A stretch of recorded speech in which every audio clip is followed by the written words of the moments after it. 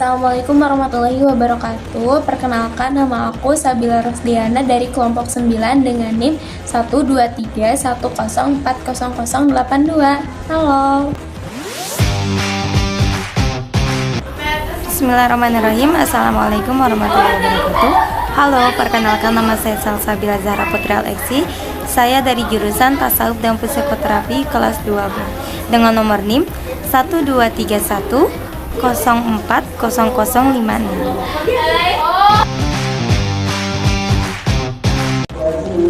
Hai, nama aku Salma Hairunisa dari kelas 2B Tasawuf dan Psikoterapi. Halo, perkenalkan nama saya Rosmaria Suhendar dengan NIM 12310400058.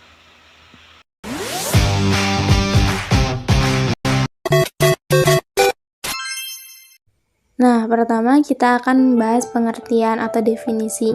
Promosi kesehatan di Indonesia sebelumnya dikenal dengan penyuluhan kesehatan. Perubahan penyebutan penyuluhan kesehatan menjadi promosi kesehatan dipengaruhi oleh perkembangan di dunia karena munculnya konferensi internasional tentang pencegahan atau prevention pada tahun 1986 di Kanada yang dikenal dengan nama Ottawa Charter menurut Shafai pada tahun 2010. Ottawa Charter merupakan konferensi internasional pertama tentang promosi kesehatan yang diselenggarakan oleh WHO. Dalam Ottawa Charter menghasilkan rumusan 3 strategi promosi kesehatan, yaitu advokasi, penerapan, dan mediasi. Mari kita simak apa itu advokasi. Advokasi adalah upaya untuk meyakinkan orang lain atau orang yang dapat membantu atau mendukung sesuatu yang diinginkan. Sedangkan penerapan atau dukungan sosial adalah upaya untuk mencari dukungan sosial melalui beberapa tokoh yang sudah ada di masyarakat, baik tokoh masyarakat formal maupun informal. Sedangkan mediasi atau pemberdayaan masyarakat adalah upaya promosi kesehatan yang berfokus pada masyarakat langsung. Selanjutnya yaitu perubahan perilaku. Adapun pengertian dari perilaku kesehatan merupakan suatu tindakan yang diambil oleh individu yang dapat memengaruhi suatu kematian kesehatan. Atau perubahan perilaku adalah proses di mana individu atau kelompok mengalami perubahan dalam pola pikir, sikap, atau tindakan mereka. Menurut ahli John V. Kotter dalam bukunya yang berjudul Leading Change, perubahan perilaku adalah inti dari transformasi organisasi yang sukses. Selanjutnya yaitu perilaku. Adapun pengertian dari perilaku manusia adalah semua kegiatan atau suatu aktivitas manusia, baik yang dapat diamati langsung maupun yang tidak dapat diamati dari luar ataupun secara tidak langsung. Adapun menurut salah satu ahli yaitu Skinner, perilaku adalah respon atau reaksi seseorang terhadap suatu rangsangan dari luar. Berdasarkan bentuk respon tersebut, stimulus perilaku dapat dibagi menjadi 2, yakni selanjutnya yaitu macam-macam. Macam-macam perilaku terbagi menjadi 2. Yang pertama, perilaku tertutup terjadi apabila respon dari suatu stimulus dapat dijelaskan, belum dapat diamati oleh orang lain secara jelas. Respon seseorang terhadap stimulus ini masih terbatas pada perhatian, perasaan, persepsi, ataupun pengetahuan dan sikap terhadap stimulus tersebut. Yang selanjutnya yaitu perilaku terbuka apabila respon terhadap suatu stimulus dapat diamati oleh orang lain. Respon terhadap stimulus tersebut sudah jelas dalam suatu tindakan atau praktik yang dapat dengan mudah diamati oleh orang lain. Untuk lebih detailnya akan dijelaskan kembali oleh Salma Hairunisa. Bentuk perubahan perilaku sangat bervariasi sesuai dengan konsep yang digunakan oleh para ahli dalam pemahamannya. Menurut WHO, bentuk-bentuk perubahan perilaku dibagi menjadi 3. Yang pertama, perubahan alamiah. perilaku manusia selalu berubah. Sebagian perubahan disebabkan karena kejadian alamiah. Apabila dalam masyarakat sekitar terjadi suatu perubahan lingkungan fisik atau sosial, budaya, dan ekonomi, maka anggota-anggota masyarakat di dalamnya juga akan mengalami perubahan. Yang kedua, ada perubahan terencana. Perubahan perilaku ini terjadi karena direncanakan sendiri oleh subjek. Yang ketiga, kesediaan untuk berubah. Apabila terjadi suatu inovasi atau program-program pembangunan di dalam masyarakat, maka yang sering terjadi adalah sebagian orang sangat cepat untuk menerima inovasi atau perubahan tersebut, dan sebagian orang lagi sangat lambat untuk menerima inovasi dan perubahan tersebut. Hal ini disebabkan karena setiap orang mempunyai kesadaran untuk berubah yang berbeda-beda.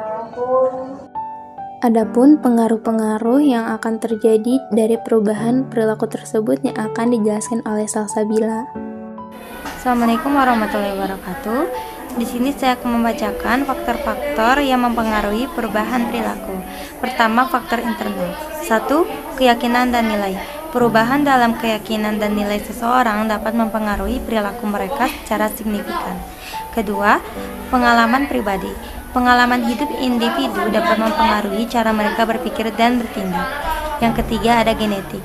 Faktor genetik juga dapat mempengaruhi kecenderungan perilaku seseorang. Yang keduanya ada faktor eksternal. 1. Budaya dan lingkungan sosial. Norma-norma budaya dan lingkungan sosial tempat seseorang tinggal dapat mempengaruhi perilaku mereka. Yang keduanya, pendidikan dan informasi. Pengetahuan dan informasi yang diperoleh seseorang dapat mempengaruhi perilaku mereka. Yang ketiga, ada stres dan trauma.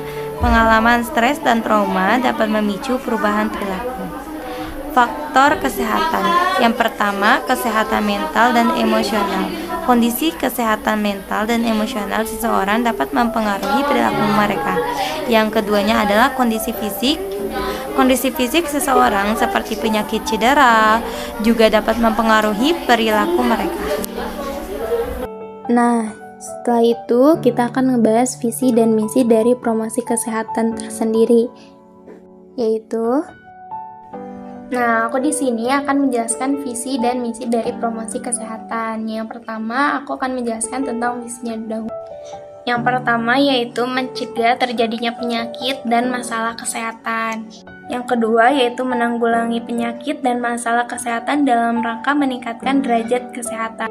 Yang ketiga yaitu memanfaatkan pelayanan kesehatan. Dan yang keempat adalah mengembangkan dan melaksanakan kegiatan masyarakat. Lalu di sini saya akan menjelaskan tentang misi promosi kesehatan. Yang pertama adalah memberdayakan individu, keluarga, dan kelompok masyarakat melalui pendekatan secara personal, keluarga, ataupun dengan masyarakat luas. Yang kedua yaitu membina agar masyarakat hidup secara bersih di kalangan masyarakat itu tersendiri. Nah, karena pembahasan tadi sudah selesai, mari kita masuk ke kesimpulan yang akan dibahas oleh Sabila. Nah, teman-teman, dari penjelasan rekan-rekan saya sebelumnya, di sini saya akan menyimpulkan tentang promosi kesehatan itu apa. Jadi, promosi kesehatan adalah suatu upaya dalam usaha perubahan perilaku kesehatan, di mana hal ini berfungsi untuk meningkatkan perilaku sehat individu. Promosi kesehatan ini dapat dilakukan secara individual dan meluas di kelompok masyarakat loh. Nah, pada proses perubahan perilaku ini ada beberapa teknik intervensi, yaitu diantaranya yang pertama yaitu ada learning theory, yang kedua social cognitive theory, yang ketiga ada stage of change theory, dan yang keempat theories of affect. Nah, teman-teman, setelah tadi ada teknik intervensi, promosi kesehatan juga ada 5 tingkatan loh. Yang pertama itu ada promosi kesehatan, yang kedua yaitu perlindungan khusus, yang ketiga itu ada diagnosis dini dan pengobatan segera, dan yang keempat itu ada mengurangi kecacatan, dan yang kelima itu rehabilitasi. Lalu sasarannya itu untuk siapa sih? Yang pertama yaitu ada primer, sasaran primer, yang kedua itu ada sekunder, dan yang ketiga itu tersier. Mungkin saya akan menjelaskannya dalam PPT berikut. Untuk sasaran primer meliputi individu yang sehat dan keluarga sebagai bagian dari masyarakat.